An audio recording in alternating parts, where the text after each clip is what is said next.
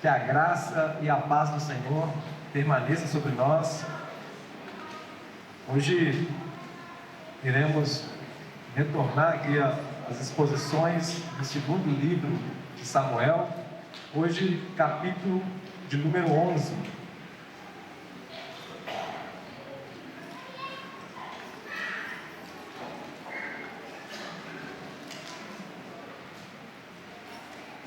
Segundo livro do profeta Samuel, capítulo de número 11.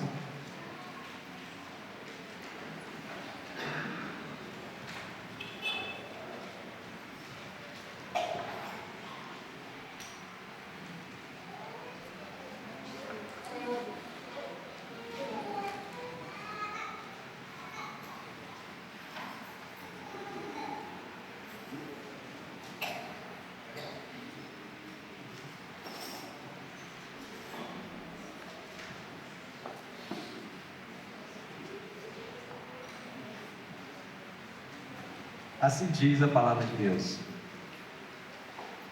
Decorrido o ano, no tempo em que os reis costumavam sair para a guerra, enviou Davi a Joabe e seus servos com ele e a todo Israel, e destruíram os filhos de Amon e sitiaram Rabá. Porém, Davi ficou em Jerusalém. Uma tarde, levantou-se Davi de seu leito e andava passeando no terraço da casa real. Daí viu uma mulher que estava tomando banho. Era ela muito formosa. Davi mandou perguntar quem era. Disseram-lhe: é Betseba, filha de Eliã e mulher de Urias o Heteu. Então enviou Davi mensageiros que a trouxessem. Ela veio e ele se deitou com ela.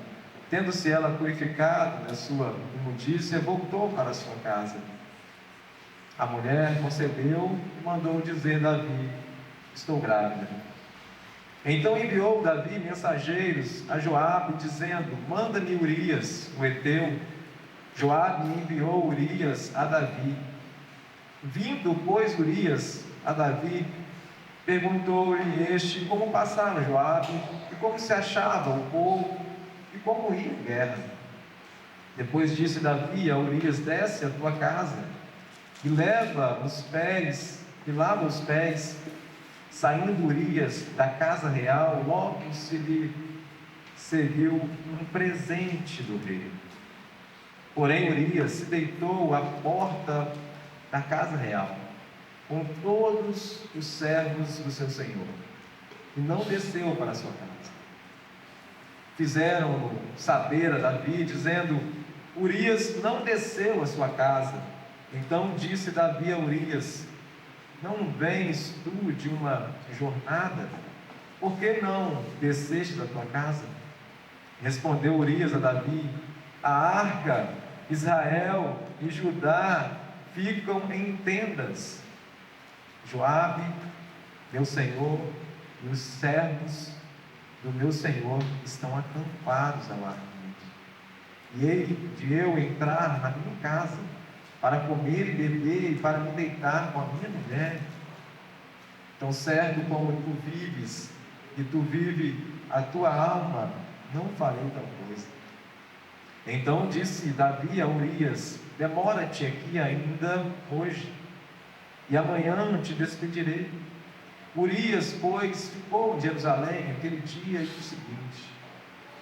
Davi o convidou e comeu e bebeu diante dele e o embriagou. À tarde saiu Urias a deitar-se na sua cama com os servos de seu senhor, porém não desceu à sua casa. Pela manhã Davi escreveu uma carta a Joabe e lhe mandou por mão de Urias. Escreveu na carta dizendo: ponde Urias na frente da maior força da peleja e deixai-o sozinho, para que seja ferido e morra. Tendo, pois, Joabe sitiado a cidade, pôs a Urias no lugar onde sabia que estavam os homens valentes. Saindo os homens da cidade e pelejando com Joabe, caíram alguns do povo dos servos de Davi, e morreu também Urias o Heteu. Então Joabe enviou notícias e fez saber a Davi tudo o que se dera na batalha. Deu ordem ao mensageiro, dizendo: se terminares de contar ao rei os acontecimentos da peleja, suceder que ele se empolarize e te diga: por que vos chegastes assim perto da cidade a pelejar? Não sabias, vós que haviam de atirar do muro, quem feriu Abimeleque, filho de Jebusete? Não lançou uma mulher sobre ele do muro, um pedaço de mó corredora, de que morreu em Tebes? Por que vos chegastes ao muro? Então dirás: também morreu teu servo Urias o Heteu. Partiu o mensageiro, chegando, fez saber a Davi tudo o que Joabe lhe havia mandado dizer. Disse o mensageiro a Davi: na verdade, aqueles homens foram mais poderosos do que nós e saíram contra nós ao campo, porém nós fomos contra eles até a entrada da porta. Então os flecheiros do alto do muro atiraram contra os teus servos e morreram alguns dos servos do rei, e também morreu o teu servo Urias o Heteu. Disse Davi ao mensageiro: assim dirás a Joabe: não pareça isso mal aos teus olhos, pois a espada devora tanto este como aquele. Intensifica a tua peleja contra a cidade e derrota, e tu anima Joabe. Ouvindo, pois, a mulher de Urias que seu marido era morto, ela o pranteou. Passando luto, Davi mandou buscá-la e trouxe para o palácio. Tornou-se ela sua mulher e lhe deu à luz um filho. Todos juntos. Porém, isso que Davi fizera foi mal aos olhos do Senhor. Misericórdia, Deus, diante da tua palavra, nós nos prostramos mais uma vez e reconhecemos, Deus, que diante de textos como este, Pai, a própria palavra do Senhor nos encoraja a chegar diante dele com temor, mas com o coração aberto, Deus, disposto a aprender. A palavra diz, Pai, que tudo que foi escrito, a nosso ensino foi escrito. E que venhamos, Deus, aprender a partir de tragédias como essa, Pai, movidos pelo Espírito Santo, a estar, Deus, diante dos olhos do Senhor, conforme a imagem de Cristo Jesus. Fale, Pai, no nosso coração hoje, em nome de Jesus. Amém.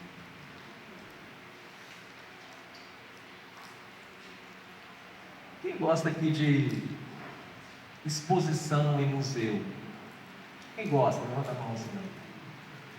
Eu tomei conhecimento de uma exposição que foi feita aí nos últimos anos, que se eu te convidar, você vai se assustar. Não sei se você vai querer ir comigo.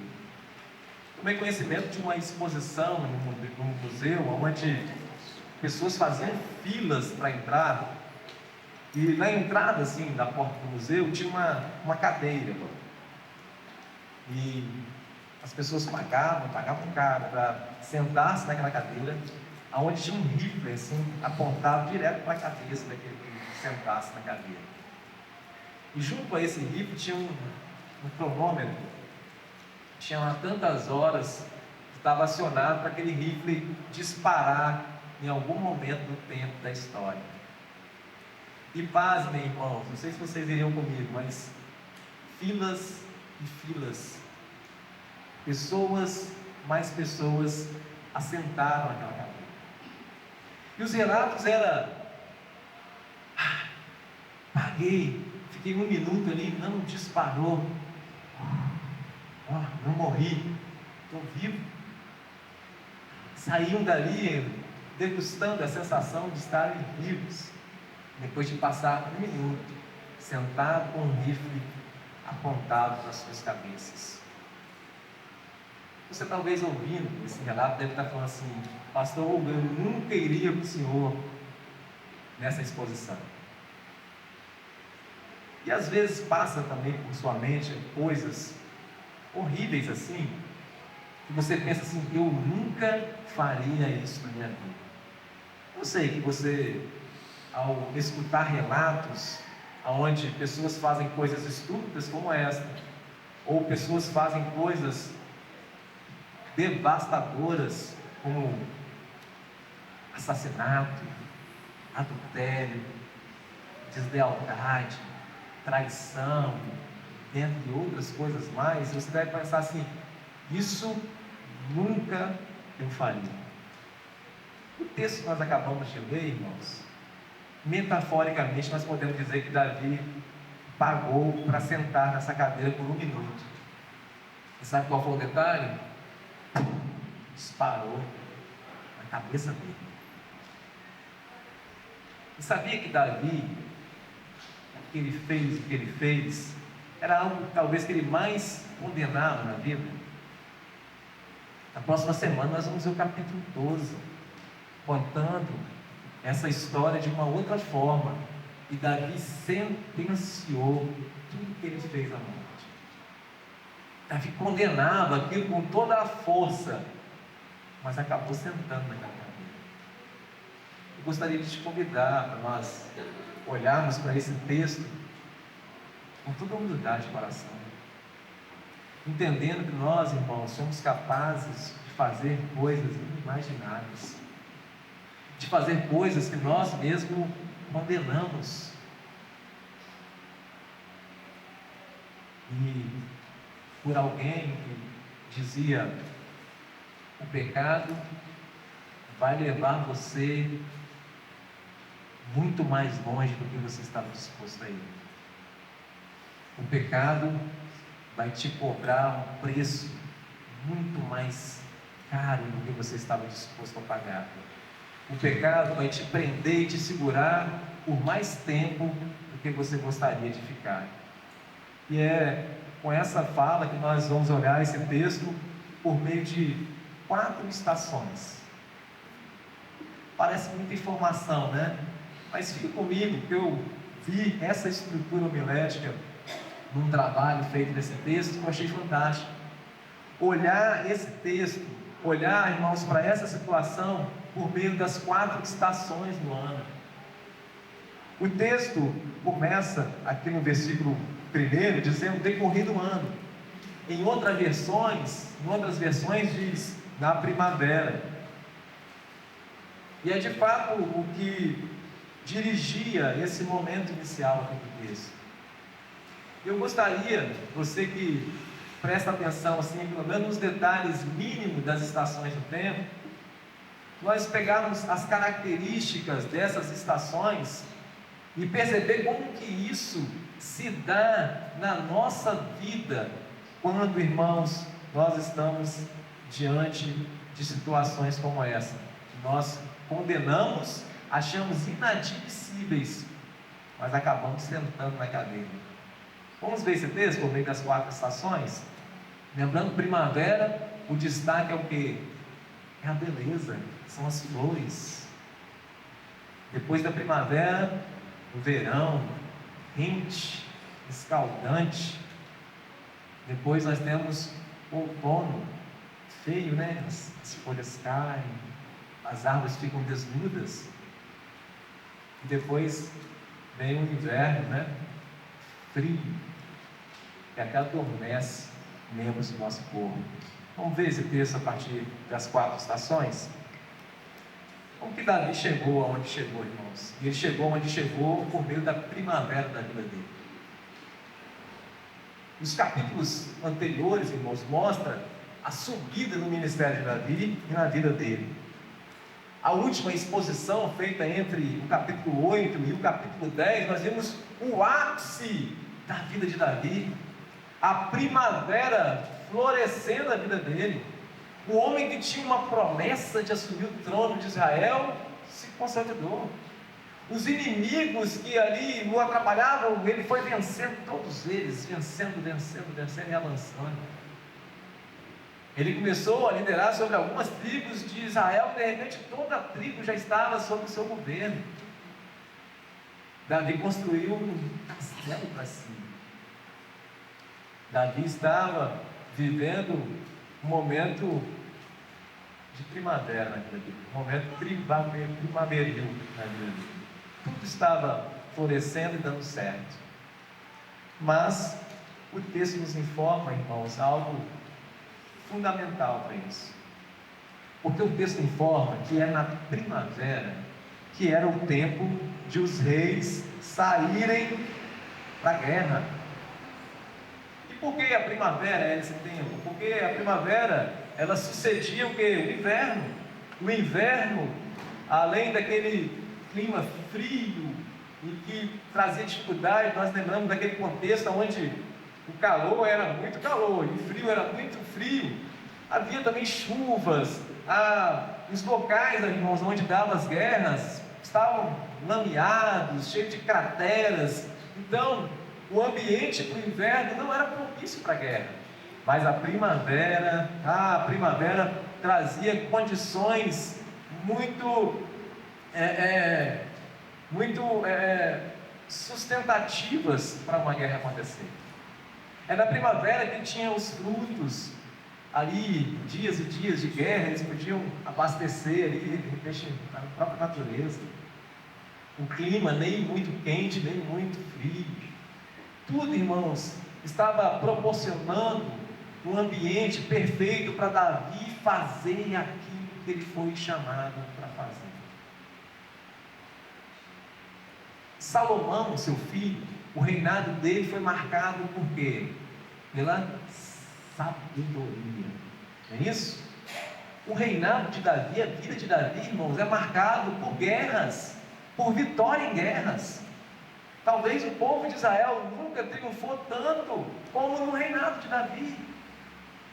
Davi, irmãos, ele foi chamado para isso, ele fazia isso com excelência.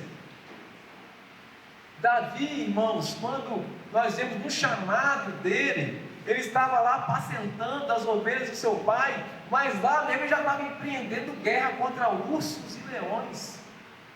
Davi, irmãos, tentou construir uma casa para o Senhor, mas foi impedido, e um dos argumentos o Senhor disse: porque as suas mãos são cheias de sangue.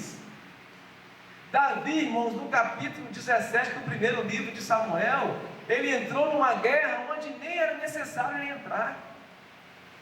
Ele não tinha idade para guerrear contra Golias, mas ainda assim, ele entrou nessa guerra. Era um homem que amava o que ele foi chamado para fazer. Mas, irmãos, de repente a primavera floreou diante da vida dele. E aí nós olhamos para esse texto começando a dizer que no tempo mais propício para ele fazer aquilo que ele foi chamado para fazer e que ele amava fazer, ele não foi. Ele ficou em Jerusalém. Ele ficou no seu castelo. Davi ficou no castelo, irmãos. E ele não foi para a guerra. Ele mandou Joabe, ele mandou o exército, mas agora Davi ficou no seu castelo. A primavera da vida de Davi aponta que ele agora se colocou, irmãos, no lugar errado, na hora errada. Irmãos, nós precisamos nos posicionar aonde Deus nos coloca. Nós precisamos fazer aquilo que Deus nos chamou para fazer. Irmãos, às vezes em momentos favoráveis, como a primavera e a guerra, nós também temos momentos na nossa vida que são totalmente favoráveis para nós fazermos aquilo que nós fomos chamados para fazer. Mas de repente, sem explicação, nós vamos para um lugar totalmente diferente daquilo que Deus nos chamou para ir. Davi, a primavera de Davi é marcada por estar no local errado e na hora errada. Eu gostaria de avançar aqui nas estações, mas antes gostaria de fazer essa reflexão com você. Porque essa palavra é para mim, essa palavra é para você. E essa palavra, irmãos, ela não nos deixa passar por ela sem antes nós já começarmos a questionar o nosso coração. Onde você está posicionado? Você sabe o que você foi chamado para fazer? Você sabe o que você deve fazer? O chamado para a sua vida está descrito nas Escrituras. Você foi chamado, em primeiro lugar, para glorificar a Deus, para exaltar para sempre, para louvar Ele. E na medida que você faz isso, você é chamado também para multiplicar essa adoração para mais pessoas. Você é um chamado para espelhar a glória de Deus na sua vida, de ser um imitador de Cristo. Você é chamado para propagar essa mensagem. Você é chamado para servir ao Senhor nesse reino. Irmãos, esse texto mostra o que era uma realidade do Antigo Testamento. O Senhor chamou Abraão e fez promessa para ele de uma terra aonde ela seria conquistada por meio de guerras. Ela seria conquistada pela mão de Deus, usando, instrumentalizando o seu povo para ir avançando e ganhando território por meio de guerras. E agora nós vemos um rei dotado, irmãos, em agir e a se comportar no meio dessa guerra, de repente ficando em casa, deixando o povo ir, deixando de lutar as lutas pelas quais ele foi chamado para lutar. E de repente você pode dizer assim: pastor, já fui, eu nunca pegarei uma arma para entrar numa guerra. Mas você sabe muito bem, irmãos, que na progressividade da revelação, nós entendemos que esse reino de Deus, ele avança não por meio do derramamento de sangue dos adversários, mas pelo meio do derramamento de sangue do próprio Cristo Jesus. E nós sabemos que nós somos chamados, irmãos, também para não só vivenciar esse reino, mas também para expandir esse reino. E nós sabemos, irmãos, que também esse reino hoje, ele está na dimensão invisível. Nós estudamos aqui, em princípio, sobre o reino em janeiro. Quem esteve aqui deve estar sabendo o que eu estou falando. Nós vivemos a expressão hoje do reino redentivo de Cristo, aonde não é possível ver com os olhos físicos, ainda não. Veremos quando Cristo voltar. Mas por enquanto esse reino avança, irmãos, dentro do nosso coração. E esse reino ele é expressado na nossa vida quando nós expressamos lealdade a Ele, quando nós expressamos obediência a Ele. E quando nós expandimos esse reino, irmãos, quando nós nos comprometemos a dentro da nossa casa, dar testemunho e mostrar para os nossos filhos a necessidade de também ser leal a esse reino de Deus. É quando, irmãos, nós estamos no nosso trabalho e nós mostramos para aqueles que estão conosco que nós obedecemos a esse rei a qualquer custo. É quando, irmãos, nós anunciamos que esse reino, ele entrou na nossa vida e transformou o nosso coração. É quando, irmãos, nós nos submetemos em cada detalhe da nossa vida a esse reino de Deus. Esse é o compromisso que nós temos com o reino de Deus. Sacerdotes a serviço do reino. Isso não era peculiar de Davi, esse chamado de compromisso com o reino. Isso é comum a nós, povo de Deus. Nós somos chamados para nos comprometer como servos do Senhor, se comprometer a servir nesse reino. E quando nós deixamos, irmãos, de nos submeter ao reinado de Deus em todos os momentos da nossa vida, deixamos de propagar, passar isso para os nossos filhos, para quem está perto de nós, quando nós deixamos de nos comprometer com a igreja do Senhor, que é essa agência também do reino aqui na terra, irmãos, nós fazemos exatamente como Davi fez. Então, quando você começou a ver essa leitura, ouvir essa leitura e pensou assim: jamais faria isso que o homem segundo o coração de Deus fez, repense agora. Repense, porque se você está negligenciando o reino de Deus na sua vida, está negligenciando a oportunidade de trabalhar para a expansão dele, você também está ficando no seu palácio no seu conforto, com a sua distração, na ociosidade. O que aconteceu com o rei Davi, o que acontece conosco. A primavera para Davi foi esse lugar de ociosidade, de estar onde não deveria se estar. E o texto mostra, irmãos, Davi levantando tarde. Alguns comentaristas até começam a elucubrar. Parece que ele estava levantando aqui às 2 horas da tarde. Isso pouco importa. O que diz é que à tarde ele estava se levantando, entregue a uma ociosidade. Não só isso, agora passeando, sem propósito ali pela varanda do seu castelo. E há um ditado popular aí que tem muito princípio bíblico, né? Mente vazia é oficiante, né? Na sua mente vazia, andando, passeando, buscando, nem ele sabia o que. Ele avista uma mulher tomando banho. A primavera, que é lugar de nós, irmãos, adorarmos a Deus pela beleza da criação, deu lugar, Davi, a uma contemplação carnal, e somente carnal. E aí, Davi, irmãos, não só olhou para aquela mulher se banhando, porque é inevitável olhar para aqueles que enxergam. O problema é que o olhar dele ficou mais tempo do que deveria.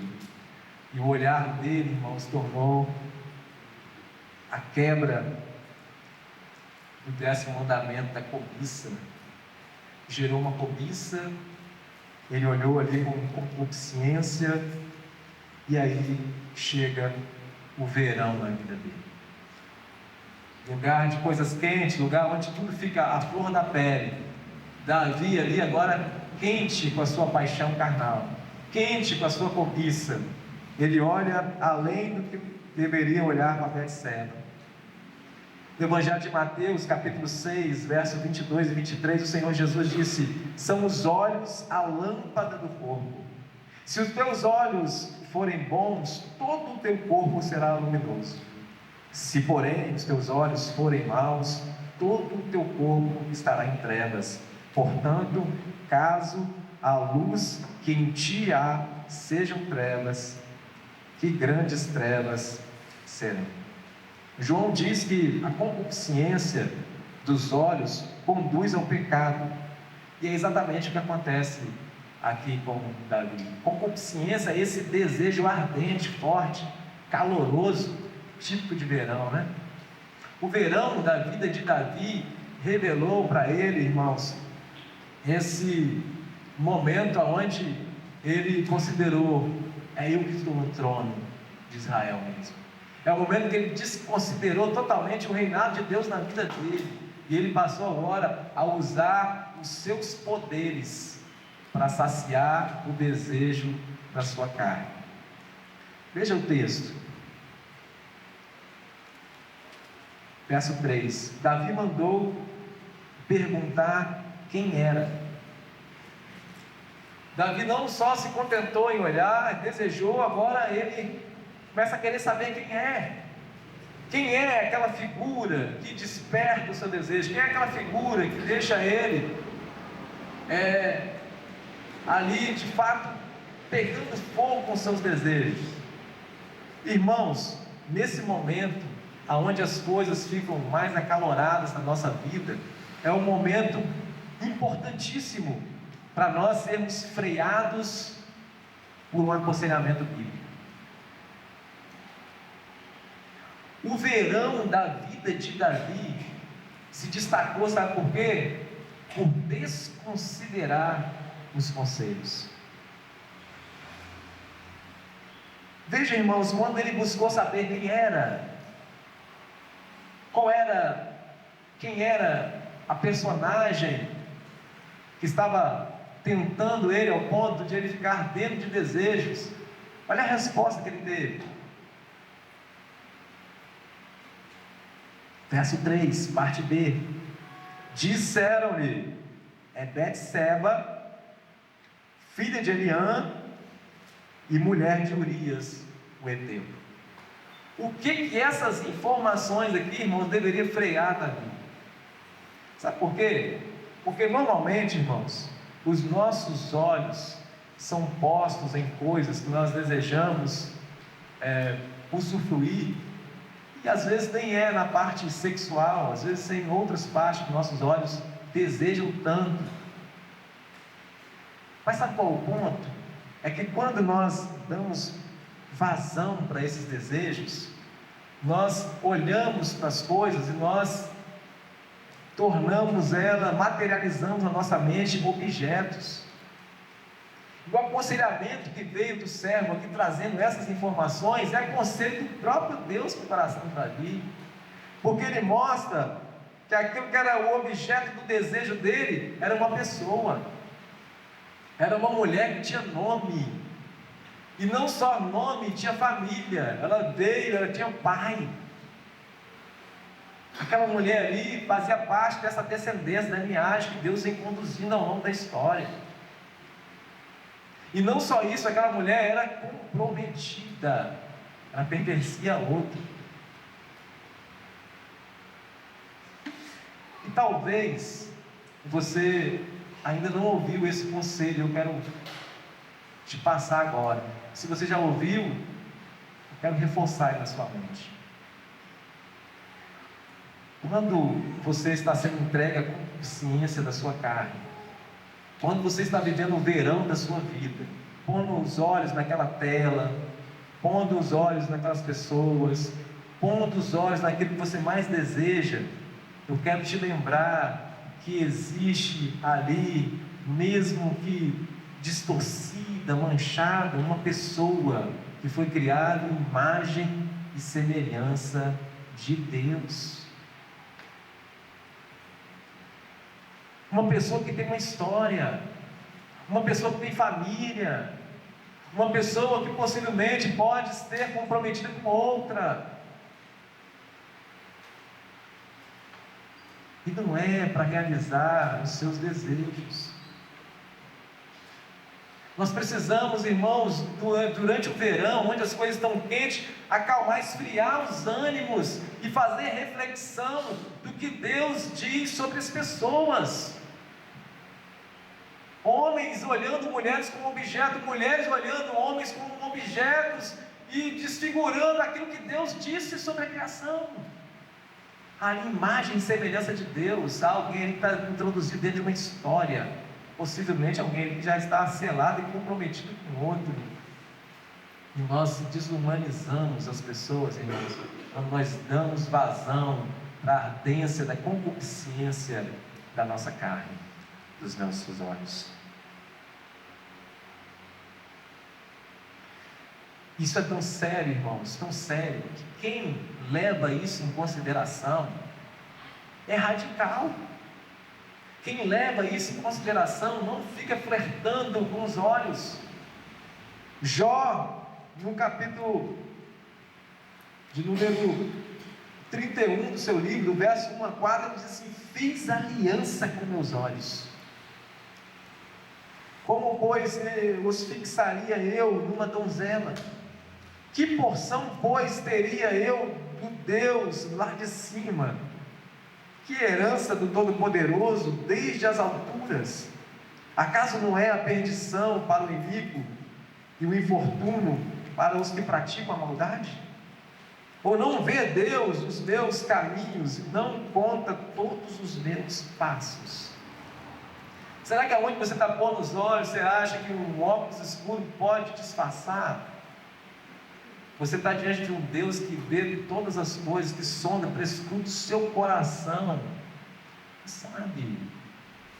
E Jó, irmãos, diante dessa consciência, desse conhecimento de Deus, ele fez o quê? Ele fez uma aliança, ele fez um pacto com os olhos dele de não olhar. Nós precisamos nos comprometer firmemente, irmãos, com isso. É por isso que o Senhor Jesus falou: se os seus olhos te fazem tropeçar, arranque-o. É algo brutal, é algo radical. Ele não está incentivando a mutilação, não, irmãos. Ele está dizendo que nós precisamos fazer um compromisso radical, que ao cortar o laço disso que nos faz pecar, que vai talvez trazer desconforto para o nosso corpo, que talvez vai trazer aí uma abstinência, que talvez aí vai mexer com o nosso humor, mas é necessário arrancar de vez, porque é melhor arrancar e sentir as dores da falta de um membro, do que depois arder no verão do inferno eternamente. É um chamado radical.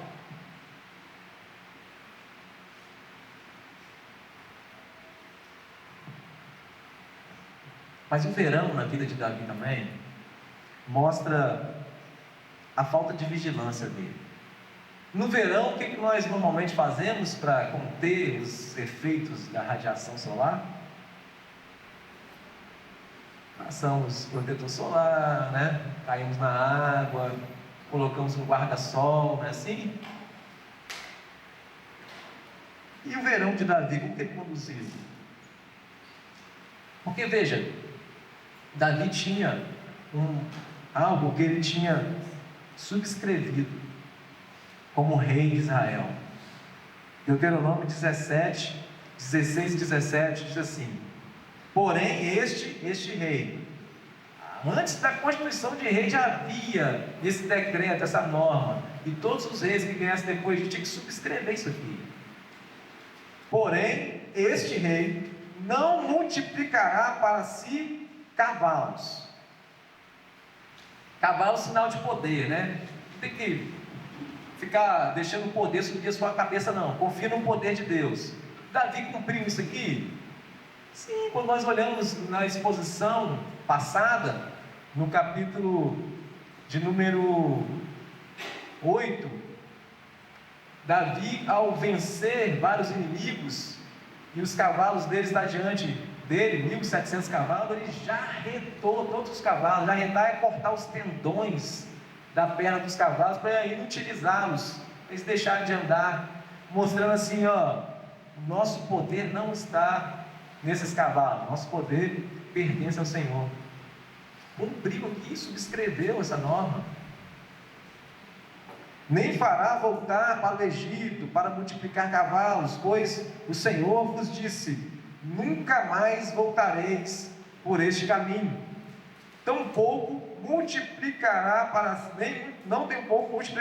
si mulheres, para que o seu coração não se desvie, nem multiplicará para si prata ou ouro.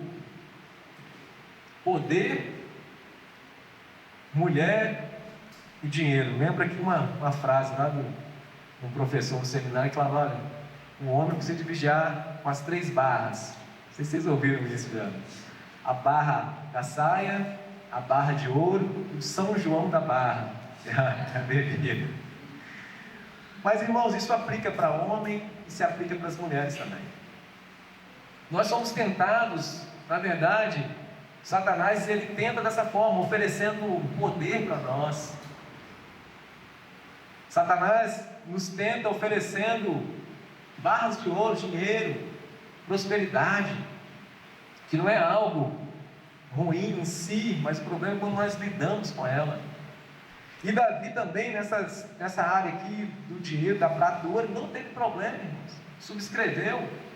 No capítulo de número 9, quando ele encontra-se lá com Mefibosete, ele restitui a Mefibosete todo o tesouro que era de Saul, e das terras ali que era de Saul, né, desprendido, tranquilo, isso aqui não pega para mim. Mas o não multiplicar em mulheres já era um problema, então, não é de agora. Davi chega aqui nesse texto, irmãos, com 7 mulheres e 10 concubinas, 17 mulheres, indo em contramão do que o Senhor tinha dito. E talvez você ouvir nesse texto dizendo: essa parte da sexualidade não é o meu problema. Mas talvez tenha uma outra área que é. Davi não tinha problema aqui com essa questão dos cavalos, não tinha problema com as barras de ouro, mas tinha problema com as mulheres. A grande questão é você agora sondar o seu coração, em vez de ficar desferindo o juízo quando o problema do outro, e perceber qual é o seu problema, qual é a área que mais aperta aqui, onde que aperta mais o calo no seu sapato. Talvez coisas que têm menos expressão para a sociedade, mas que é um problema. Você precisa de sondar isso aí. Você precisa de olhar para isso. É por isso que o Senhor Jesus disse: vigiai e orai para que não entreis em tentação. O espírito, na verdade, está pronto, mas a carne é fraca. Isso aqui não é um argumento para a gente dizer: eu faço isso porque a carne é fraca. Não!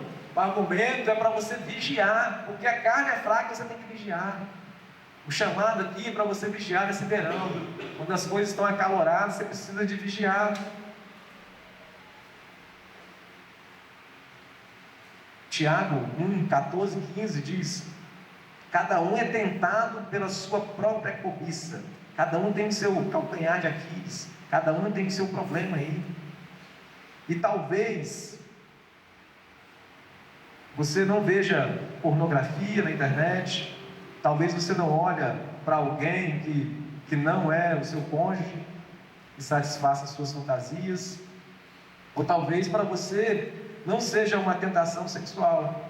Talvez você veja anúncios de carros, ou roupas, casas, ou feriados, ou deixe esses anúncios moldarem seus anseios, esperança e sonhos. Você é guiado pela visão e não pela fé. Você acha que será feliz apenas se sair de férias, comprar um carro ou tiver o celular mais recente. O Evangelho lhe oferece alegria em Cristo, mas você segue seus olhos e no final está insatisfeito com a bondade de Deus. Você se convence que Deus não é suficiente. Palavra de Tim Keller, palavras atuais para o nosso coração. Sonda aí qual é o seu problema de cobiça. O que você tem cobiçado tanto, desejado tanto no seu coração aí? E é o momento de, nesse verão agora, buscar proteção. É um momento de não ignorarmos, irmãos, a mensagem como Davi ignorou.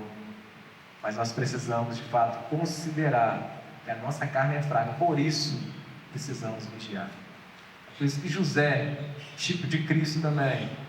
Aqui, Davi, tipo de Cristo, não tem característica nenhuma que lembra Cristo. Mas se nós lembrarmos que uma situação como essa, José também era tipo de Cristo. No momento acalorado assim de verão, quando a esposa de Potifar ali o assediou sexualmente, ele considerou que a carne é fraca e não se entregou aos desejos. Ele considerou a carne fraca, vigiou, correu, fugiu. Uma das evidências de quem é forte, irmãos, é fugir da aparência do mal. Precisamos fugir. Quando nós estamos fracos, é aí que nós somos fortes. Quando nós consideramos que a carne é fraca, é aí que o poder de Deus se aperfeiçoa em nós. Nós somos capazes de correr, fugir, mesmo sendo chamados de covardes, mesmo sendo caluniados como José foi, mas chegar à conclusão que José chegou: como eu poderia pecar contra o meu Senhor? Esse amor tem que estar no seu coração. Você tem que amar o Senhor a um tal ponto de considerar, mais do que as perdas, de considerar você manchar a santidade daquele que te chamou das trevas na sua maravilhosa luz. Mas depois do verão vem o que, irmãos?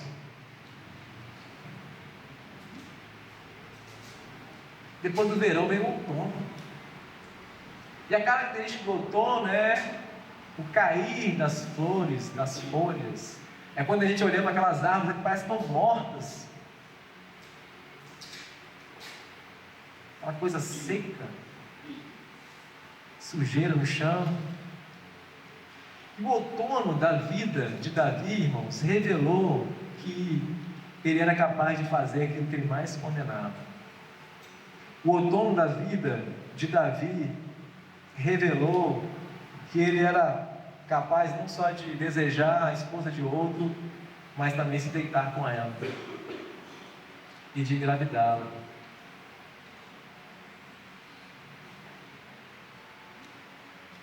O outono da vida de Davi deixou ele desnudo, irmãos, diante de Deus, na sua louca tentativa de encobrir os seus pecados. Eu lembro-me, quando criança, meus pais revezavam na tarefa de varrer o quintal. E quando chegava nessa época de outono, assim, juntavam assim muitos montes assim de folhas. Depois eles vinham e com uma paia recolhendo, colocando na sacola e tirando aquela sujeira. E aí eu fui crescendo, pegando um tamanhozinho, e aí um certo dia meu pai falou assim: hoje você que vai fazer, você já viu como é que faz? E aí eu comecei a fazer os montinhos, fazer um montinho, 2, fazer 3, fazer 4.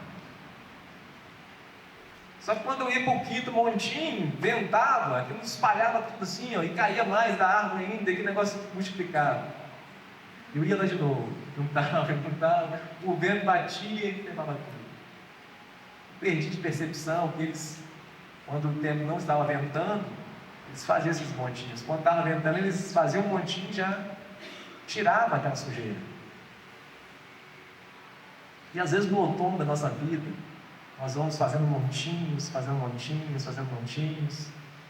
tentando esconder uma coisa aqui, uma esconder ali, e o vento sopra, e aquilo espalha tudo, e aquilo vem à tona, e às vezes acumula mais sujeira do que nós estávamos esperando. Olha para o Davi, olha o que Davi fez. Quando chegou diante da consumação do pecado, irmãos, Davi começou agora a tentar encobrir os seus pecados. Davi começou a imitar o Adão, lembra? Quando pecou, cozeu ali folhas de figueira para tentar cobrir sua vergonha. Foi o que Davi começou a fazer. E é nesse momento, irmãos, nesse outono, que revela a maior feiura que há no nosso coração. É que revela as coisas que nós somos capazes de fazer. O primeiro passo de Davi, aqui agora nesse outono, depois de ter consumado o pecado, foi dar um jeito. Ela engravidou, estou pensando na consequência. Agora eu descartei até o ato de ter deitado com ela, mas ela engravidou, eu preciso de lidar com essas consequências.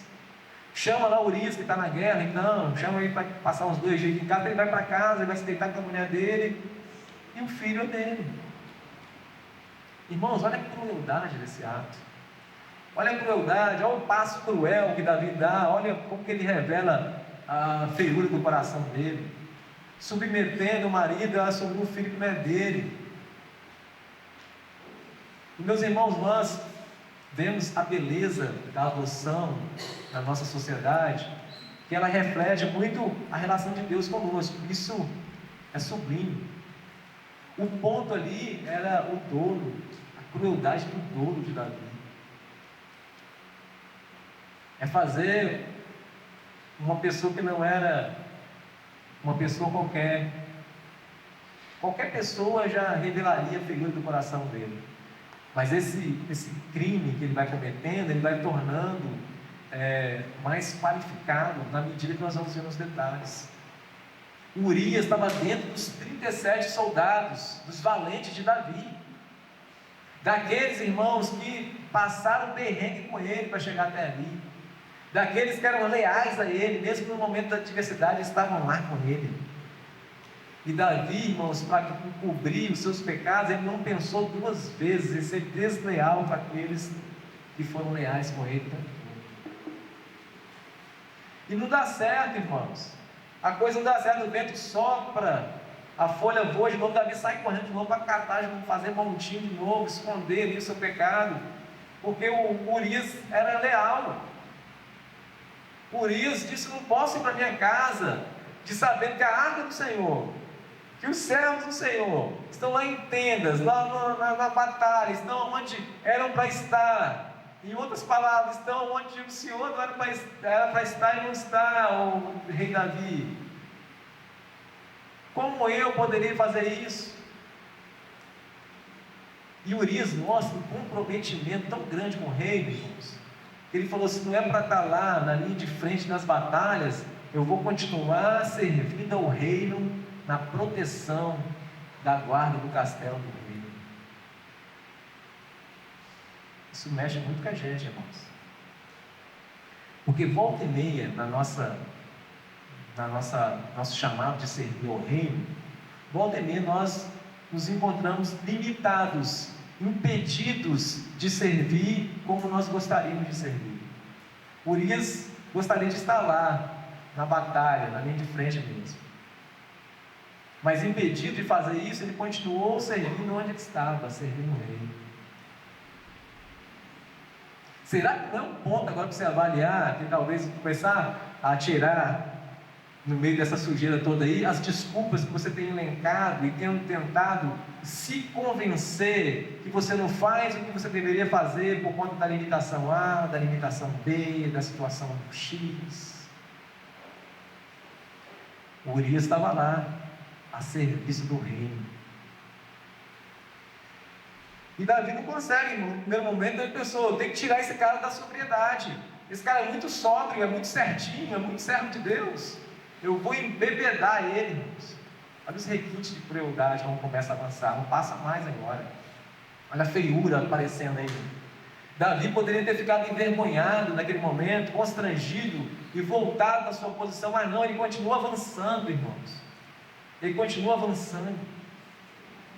E ele chega ao ponto de embriagar ali o seu servo que foi fiel a ele há tanto tempo, e mandar ele para casa novamente. E aquele servo, irmão, mostra que mesmo embriagado,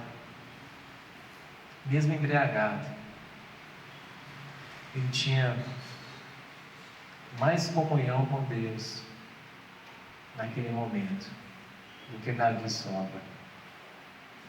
Mesmo embriagado, irmãos, o chamado de Davi para ele se deitar na cama dele, ele foi se deitar lá na cama preparada para os servos. Mesmo sendo legítimo ele ir para casa e deitar com a sua esposa, mesmo diante de uma ordem da autoridade humana, ele demonstrou que mais importa obedecermos a Deus do que a homens. Mas Davi avança, irmãos. Quando acaba os argumentos, agora Davi vai para algo mais radical. A feiura do coração, o coração dele está desnudo já. E ele é capaz agora de escrever uma carta para Joabe, que estava liderando lá o exército, e sentenciar Urias à morte. E ele não só faz isso, mas ele entrega a própria sentença de morte na mão de Urias, confiando na lealdade de Urias, que não abriria a carta. Que feio esse coração, né? Que feio o nosso coração, irmãos. Nós somos capazes de chegar em lugares, irmãos, inimagináveis. Nós somos capazes de chegar nesse lugar. O outono é capaz de revelar o que está oculto nos nossos corações. E Davi, irmãos, ele cumpre esse passo a passo. Ele manda a carta, Urias leva a carta com uma estratégia que Davi, na sua plena comunhão com Deus, não faria. Um homem conhecido como estrategista de guerra faz uma estratégia toda torta. Irmãos, quando nós nos afastamos do Senhor, nós vamos também até usando a instrumentalidade que nós temos de forma torta. Joabe recebe aquela carta e percebe, olha, essa de colocar homens na frente, os homens se retirar e Urias ficar sozinho, não vai dar certo. Se os homens dão um passo atrás, Urias vai dar também. E Joabe, irmãos, ele sacrifica não só Urias, mas outros homens junto com ele. Uma chacina, né? Você teria coragem de cometer uma chacina? Pense duas vezes agora. Pense duas vezes, porque o nosso coração pode ir para lugares assim. A chacina feia, irmãos. Depois do coração de Davi ter sido revelado as maldades lá dentro, depois de ele ir até essa última consequência, ele achou que a missão foi cumprida. Ele achou que o plano foi perfeito. E ele deve ter achado assim: eu posso lidar com isso. Diante da maioria de Israel, lá estava o rei perfeito. Quando chega a notícia da morte de Urias, passado o luto de Betseba, ele traz ela para ser sua esposa no castelo. Aos olhos de muitos, que bonito que Davi fez, hein? Amparou uma viúva, amparou um órfão. Que bonito, né? Meus irmãos, a nossa tentativa louca de esconder a feiura do nosso coração é que nós estamos mais preocupados de nós sermos vistos por homens como bonitos, como belos, do que estar diante de um Deus que conhece-nos profundamente. Depois disso deu um inverno. Nós percebemos a frieza de Davi. O inverno, irmãos, revela uma das dimensões mais terríveis do pecado. O inverno revela que o pecado é capaz de nos deixar dormentes. O inverno revela, irmãos, com o seu frio, que não só a exposição do frio, nós podemos ter membros do nosso corpo adormecidos, mas a exposição ao pecado, aos passos largos numa vida pecaminosa, pode nos deixar assim, insensíveis, adormecidos. Quando chega a notícia da morte de Urias, Davi, com toda a frieza, irmãos, em outras palavras, diz: mas isso acontece. A espada mata um, mata outro. Isso acontece, é da vida. Todo mundo não morre, né? Estava ali o mandante do assassinato, tentando, na sua frieza, consolar Joabe, que fez o serviço sujo para ele. Na sua frieza, foi capaz de tomar Betseba como esposa e se fazer como um bambambam do reinado. Na sua frieza, ele foi capaz de tratar tudo isso que ele fez com normalidade, justificar os seus erros. Como que é o inverno da sua vida, hein? Será que diante dos seus erros, será que diante da sua vida pecaminosa, você não está se comportando assim, se fazendo de bonito para quem está perto de você, não sentindo mais o peso da culpa do pecado, não sentindo mais nojo dessa sujeira toda? Será que você está ainda naquela condição de vomitar e tomar o vômito de volta?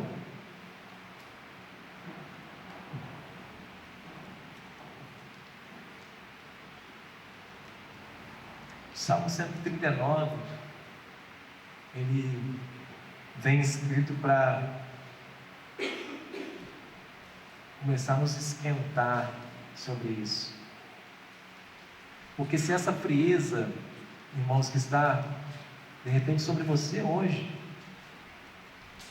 revela uma parte de uma estratégia para esconder sujeiras, Salmo 139, verso 8 a 10 diz: se subo aos céus, lá estás. Se faço a minha cama no mais profundo abismo, lá estás também. Se tomo as asas da alvorada e me detenho nos confins dos mares, ainda lá me haverá de guiar a tua mão, e a tua destra me susterá.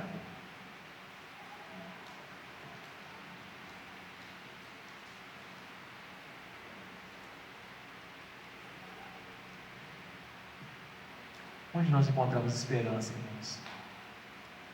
Onde nós encontramos esperança quando nós somos lembrados por Deus e somos capazes de chegar em lugares que nós mesmos condenamos?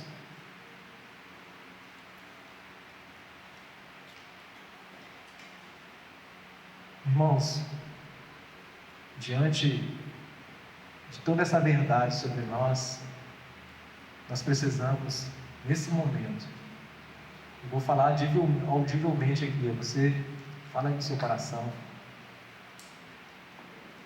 É o que Paulo disse em Romanos 7,24.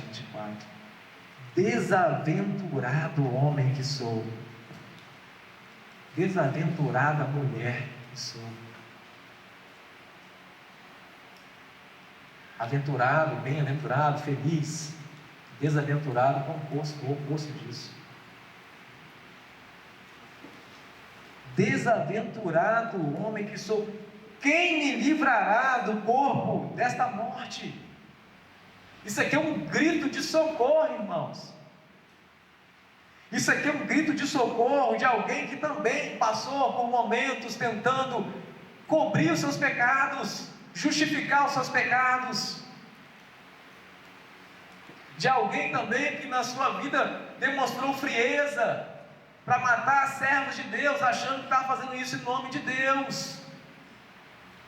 E essa aqui pode ser a sua verdade hoje. Se você encontrou aqui uma ligação, e você encontrou agora a visão plena da feiura do seu coração, você precisa clamar agora: desaventurado X que eu sou, fala o seu nome. Quem me livrará do corpo desta morte? E a resposta, irmão, nós encontramos num alívio, num brado, dizendo assim: graças a Deus por Jesus Cristo.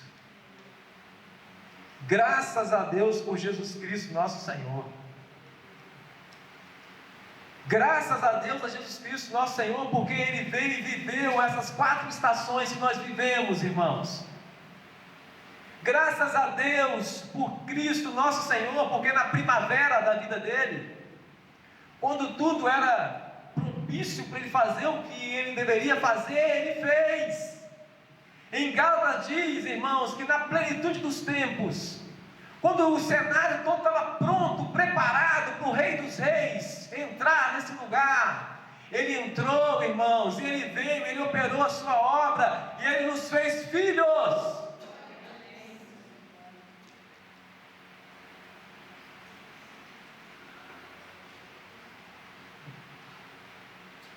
Graças a Deus, irmãos, por Cristo Jesus, porque no verão que ele enfrentou aqui, nos momentos aonde Davi foi levado à quentura das paixões carnais, o Davi melhor, ele veio com o coração aquecido, impulsionado por um amor indescritível, de tal maneira, ao ponto de vir, irmãos, no nosso lugar, e se entregar por nós naquela cruz,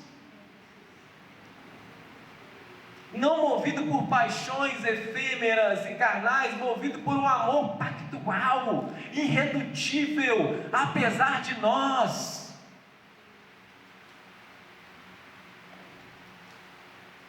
Ele se entregou, irmãos, para todo aquele que nele crê, não pereça, mas tenha a vida eterna. Que no outono da sua vida, irmãos, não foi a feiura do adultério, da deslealdade, do assassinato e de outras coisas que ele se apresentou, mas no outono da sua vida resplandeceu, irmãos, a santidade dele. No outono da sua vida resplandeceu a sua beleza de fidelidade aos infiéis, de lealdade aos infiéis, aos desleais. No outono da sua vida, irmãos, no meio onde apresenta toda a nossa feiura, irmãos, Ele não enviou ninguém para morrer, para cobrir os pecados, porque Ele não tinha pecados. Mas no outono, que revela a feiura das nossas vidas, resplandeceu a beleza dele, ao ponto de ele mesmo ir voluntariamente, irmãos. Eu não sei se Urias, ao tomar conhecimento do conteúdo daquela carta, ele continuaria indo para frente daquele exército e morrer para cumprir os pecados de Davi.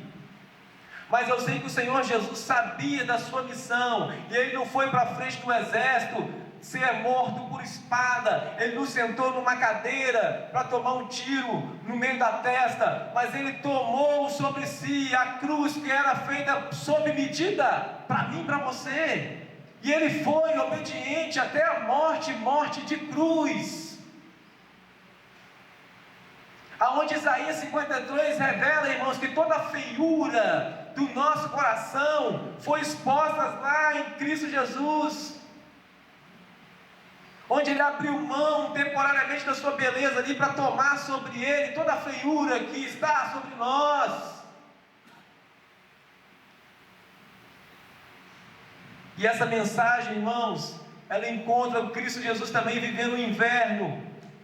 E essa mensagem, irmãos, precisa aquecer o nosso coração, porque no inverno, onde nossos corações ficam frios, capazes de achar o pecado normal, capaz de ficar com os olhos centrados nas coisas desse mundo, no caminho de Emaús, no inverno que eles estavam vivendo, ele veio e trouxe a promessa que estava escrito de Gênesis Apocalipse, que é o Redentor, queria substituí-los no fracasso deles, a ponto daqueles homens terem o coração ardendo quando ouviam a palavra de Deus. Se você está vivendo um inverno na sua vida de frieza espiritual hoje, se aqueça com essa palavra. Jesus Cristo, irmãos, não achou normal a nossa feiura, Ele não achou normal os nossos pecados, Ele tomou uma atitude, irmãos, acalorada, de vir até nós, irmãos. Mas isso custou para Ele um alto preço, irmãos. O que foi armado para Urias ficar sozinho lá na frente de guerra, lá, não aconteceu, ele morreu junto com outros, na companhia de outros. Se isso foi um conforto, um consolo, não sei. Mas Cristo sim, sentiu-se sozinho e abandonado naquela cruz, por causa dos nossos pecados, para cobrir os nossos pecados. Ele veio para cobrir os nossos pecados, irmão, não para nós ficarmos pagando de bom moço, de boa moça, não para nós ficarmos andando com o nariz arrebentado, achando que somos as melhores pessoas do mundo e podemos julgar e condenar o pecado dos outros. Mas Ele fez isso, irmãos, com excelência. Ele fez toda essa obra para cobrir o nosso pecado de forma perfeita, assim como fez lá no jardim do Éden, quando Adão estava cozendo para si folhas de figueira, tentando cobrir o seu pecado de forma ineficiente. Cristo Jesus, irmãos, cobre os nossos pecados através do seu sangue, através do seu corpo, cobre perfeitamente.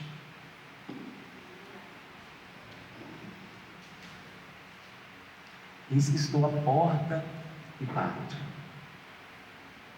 Se alguém ouvir a minha voz e abrir, eu entrarei, cearei com ele e ele ceará comigo. E ele não vai oferecer para nós vinho aonde há dissolução para nos embriagar.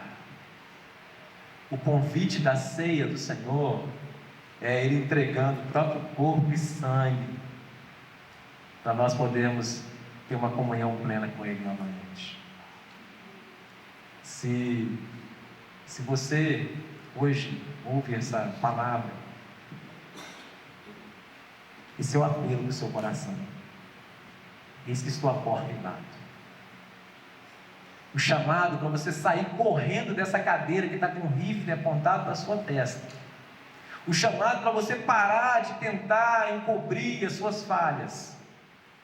O chamado para você parar de achar que é forte, que tem as articulações para sair isento dessa.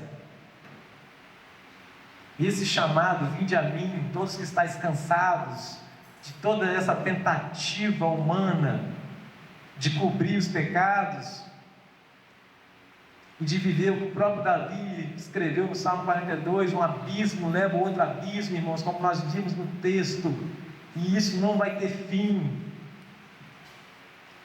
Mas o chamado hoje aqui para você: venha ao Senhor.